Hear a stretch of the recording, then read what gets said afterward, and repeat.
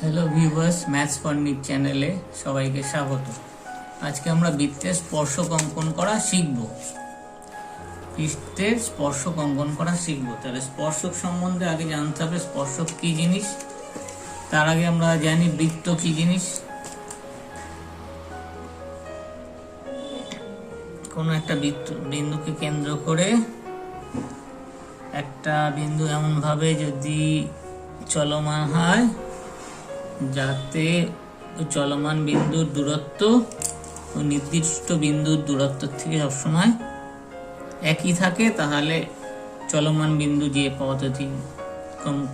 পথ দিয়ে চলবে সেই পথটাই হচ্ছে বৃত্ত। এইটা হচ্ছে বৃত্ত। যে নির্দিষ্ট বিন্দুকে কেন্দ্র করে ঘুরছে সেটা হচ্ছে বৃত্তের কেন্দ্র। যে কোনো একটা সরলরেখা বৃত্তকে কটা বিন্দুতে ছেদ করে? দুটো বিন্দুতে।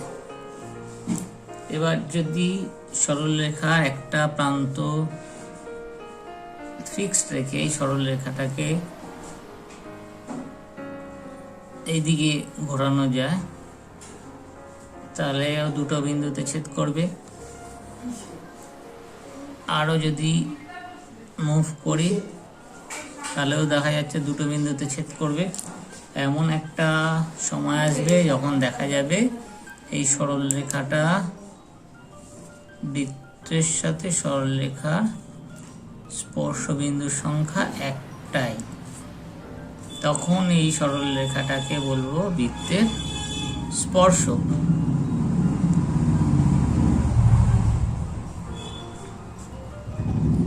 স্পর্শক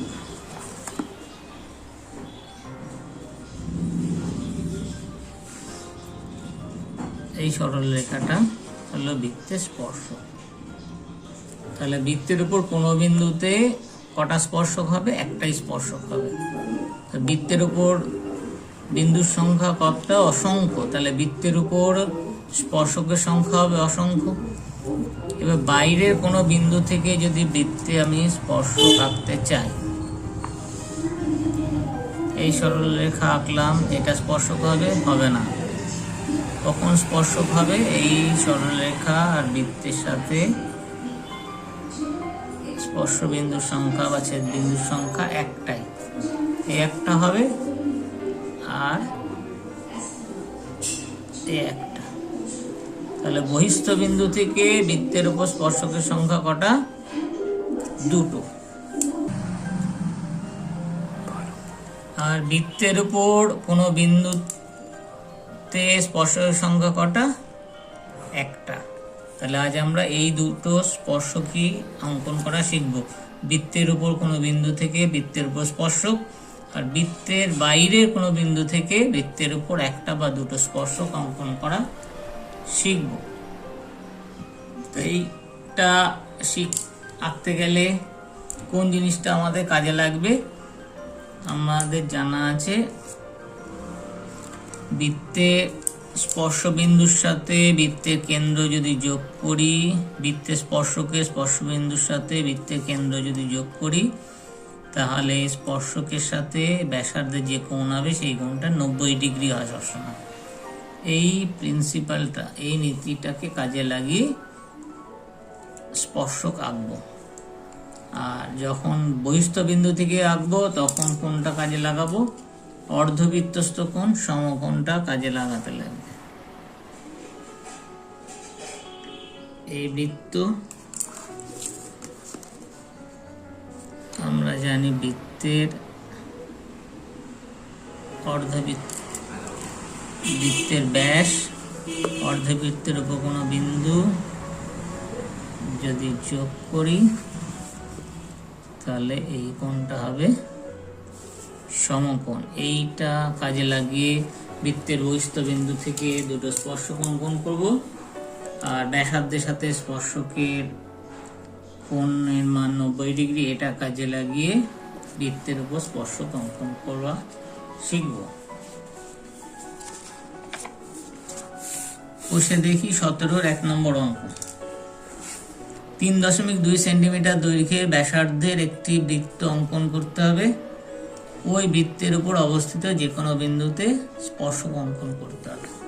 তাহলে আগে 3.2 সেন্টিমিটার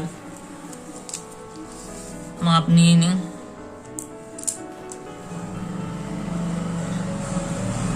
3.2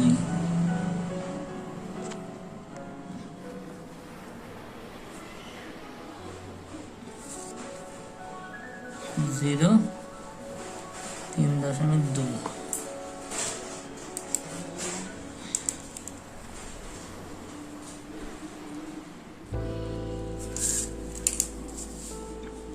তাহলে এই মাপের একটা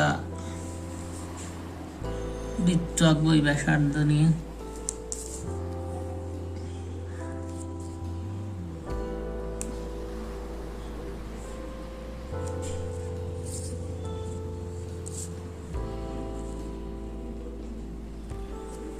তিন 3.2 ব্যাসার্ধের বৃত্ত অঙ্কন করলে যে কোনো বিন্দুতে স্পর্শক আঁকতে হবে। এখানে যে কোনো একটা বিন্দু নিলাম। এবার আমরা কি জানি, বৃত্তের ব্যাসার্ধের সাথে স্পর্শকের কোণ কত ডিগ্রি? 90 ডিগ্রি। তাহলে এখানে যদি আমরা 90 ডিগ্রি কোণ আঁকতে পারি তাহলে স্পর্শক আঁকা হবে। 90 ডিগ্রি কোণ আঁকা জানা আছে। যে কোনো মাপে একটা ব্যাসার্ধের বৃত্তচাপ আঁকলাম, ওই একই মাপ নিয়ে একটা বৃত্তচাপ আঁকলাম, এটা হচ্ছে 60 ডিগ্রি। আরেকবার বৃত্তচাপ আঁকলাম, তাহলে হলো 120 ডিগ্রি। এবার এখানে বসিয়ে একটা বৃত্তচাপ আঁকবো, মাথায় বসিয়ে একটা বৃত্তচাপ আঁকলাম, তাহলে হয়ে যাবে 90 ডিগ্রি। এবার এই দুটো বিন্দু যোগ করে দেবো। যে সরলরেখাটা পাওয়া গেল সেটাই হচ্ছে ওই বৃত্তের এই বিন্দুতে স্পর্শক। তাহলে বৃত্তের কেন্দ্র সি, এই বিন্দুতে স্পর্শক আঁকলাম পি কিউ।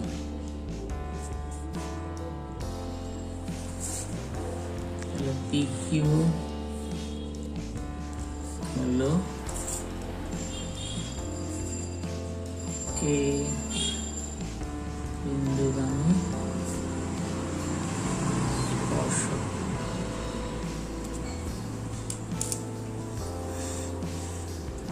আসা যাক দ্বিতীয় অঙ্কে।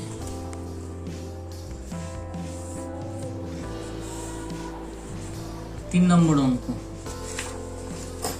2.5 সেন্টিমিটার দৈর্ঘ্যে ব্যাসার্ধ বিশিষ্ট একটা বৃত্ত অঙ্কন করি। ওই বৃত্তের বাইরে একটি নির্দিষ্ট এমন একটি বিন্দু নিই, কেন্দ্র থেকে যার দূরত্ব 6.5 সেন্টিমিটার। ওই বহিস্থ বিন্দু থেকে বৃত্তের একটি স্পর্শক অঙ্কন করি।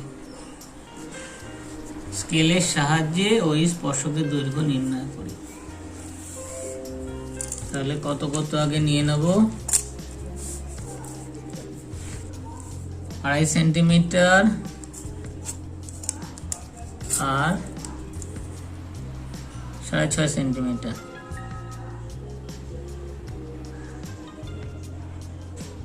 আড়াই সেন্টিমিটার, 6.5 সেন্টিমিটার।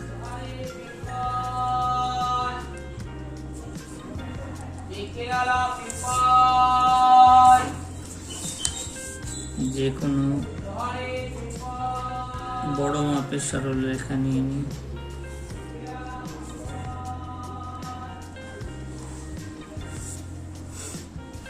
এখান থেকে 2.5 সেন্টিমিটার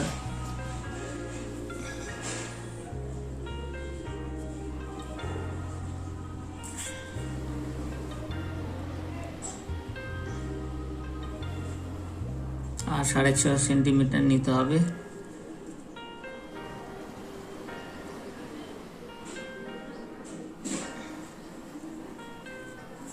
সেন্টিমিটার নিয়ে একটা বৃত্ত আঁকলাম।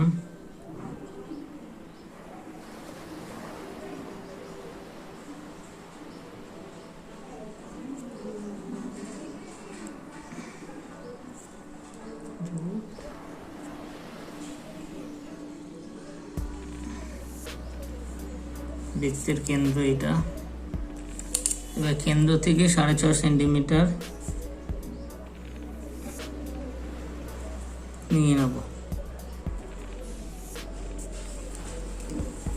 এইটুকু হচ্ছে 2.5 সেন্টিমিটার, আর পুরোটা হচ্ছে 6.5 সেন্টিমিটার। কেউ এই প্রান্ত থেকে 2.5 সেন্টিমিটার নিয়েও বৃত্ত আঁকতে পারতো, যেহেতু এটা বাইরে চলে যাচ্ছে, এখান দিয়ে আঁকা হচ্ছে। এবার কোনটা কাজে লাগাবো? অর্ধবৃত্তস্থ কোণ, সমকোণ। তাহলে এইটাকে ব্যাস ধরে একটা অর্ধবৃত্ত আঁকতে হবে। অর্ধেকের বেশি ব্যাসার্ধ নিয়ে দুদিকে বৃত্তচাপ আঁকা হলো।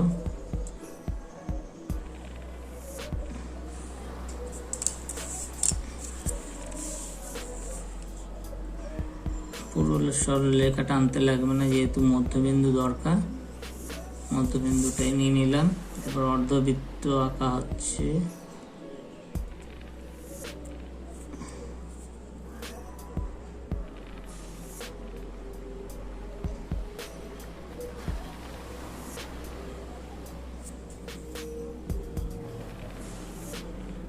যেহেতু একটা বৃত্ত একটা স্পর্শক আঁকতে বলেছে, অর্ধবৃত্ত আঁকবো। দুটো স্পর্শক আঁকতে বললে পুরো বৃত্তটা আঁকবো। এবার এই বিন্দুর সাথে এই বিন্দু যোগ করে দিলেই বৃত্তের স্পর্শক হয়ে গেল।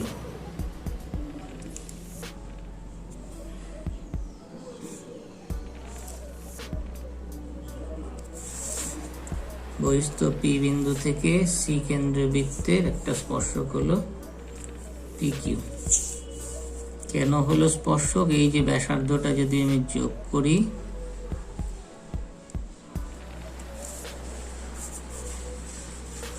এটা বৃত্তের ব্যাস, এই বৃত্তের ব্যাস, তাহলে এটা অর্ধবৃত্তস্থ কোণ, এটা সমকোণ। এটা হচ্ছে এই বৃত্তের ব্যাসার্ধ, এই বৃত্তের ব্যাসার্ধের সাথে এই সরল রেখাটা কত কোণ করেছে? 90 ডিগ্রি। তাহলে এটা সি কেন্দ্রীয় বৃত্তের স্পর্শক হয়ে গেল। PQ উদ্দিষ্ট স্পর্শক।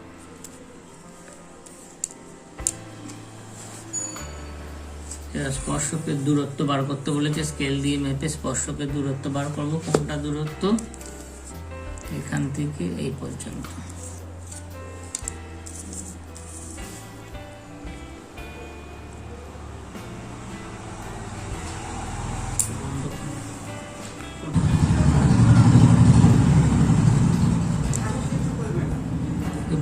বহিস্থ বিন্দু পি থেকে স্পর্শ বিন্দু পর্যন্ত এই পি কিউ সরল রেখাংশ, মানে স্পর্শকটার দৈর্ঘ্য কত আসছে?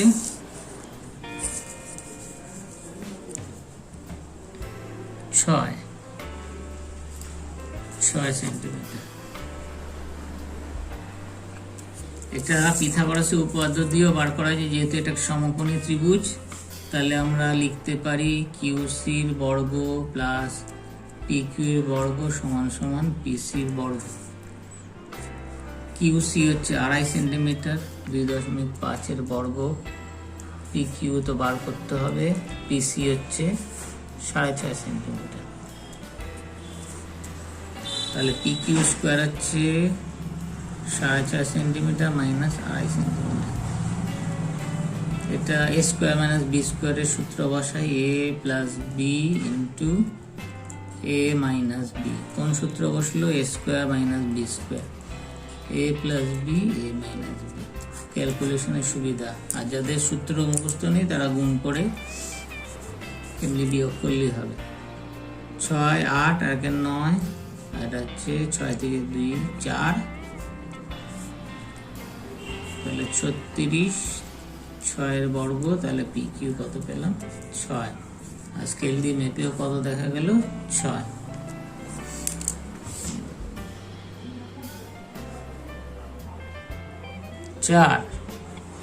2.8 সেন্টিমিটার দৈর্ঘ্যে ব্যাসার্ধের একটা বৃত্ত অঙ্কন করতে হবে। বৃত্তের কেন্দ্র থেকে 7.5 সেন্টিমিটার দূরে একটা বিন্দু নিতে হবে। ওই বহিস্থ বিন্দু থেকে বৃত্তের উপর দুটো স্পর্শক অঙ্কন করতে হবে। আগেরটা আমরা একটা স্পর্শক অঙ্কন করেছি, আজকে এখন আঁকতে হবে দুটো স্পর্শক। তাহলে কত কত মাপ নিতে হবে? 2.8 2.8 সেন্টিমিটার নিতে হবে আর 7.5 সেন্টিমিটার। তা নিয়ে নেওয়া যাক। 2.8 আর 7.5।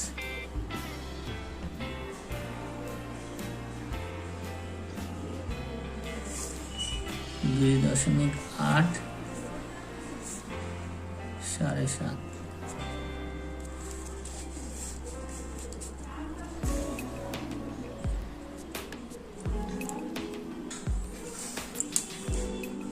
যে কোনো একটা বড় সরলরেখা নিয়ে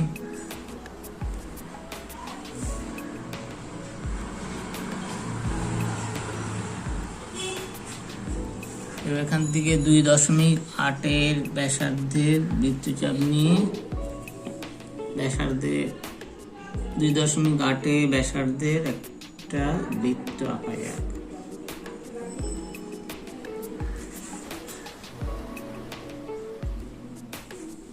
এটা 2.8। এবার বিন্দুটা নিতে বলেছে কত দূরে? 7.5। 7.5 সমান করে এখান দিয়ে কেটে নেওয়া যায়। এবার কি নিয়ম? এইটাকে ব্যাস করে একটা বৃত্ত আঁকবো, তাহলে ব্যাস থেকে ব্যাসার্ধ মানে কেন্দ্র পেতে হবে। অর্ধেকের বেশি ব্যাসার্ধের দুপাশে বৃত্তচাপ আঁকবো একই মাপ নিয়ে। এই বিন্দুতে বসিয়ে এপাশে আঁকবো, এপাশে আঁকবো।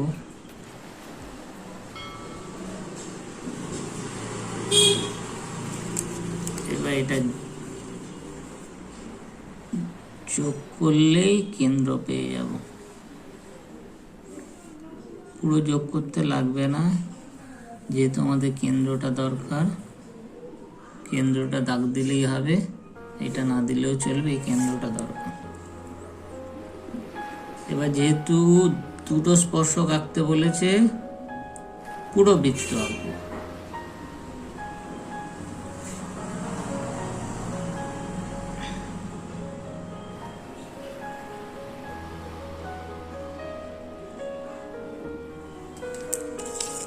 এটা হচ্ছে ওই নির্দিষ্ট বহিস্থ বিন্দু পি থেকে। এবার এই বিন্দু যোগ করব, একটা স্পর্শক পাবো। এই বিন্দু যোগ করব আর একটা স্পর্শক পেয়ে যাব। পি বিন্দু থেকে দুটো স্পর্শক,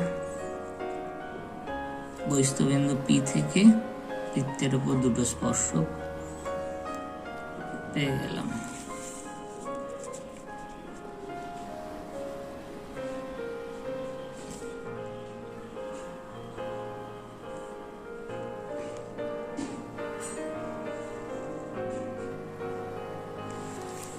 PA PB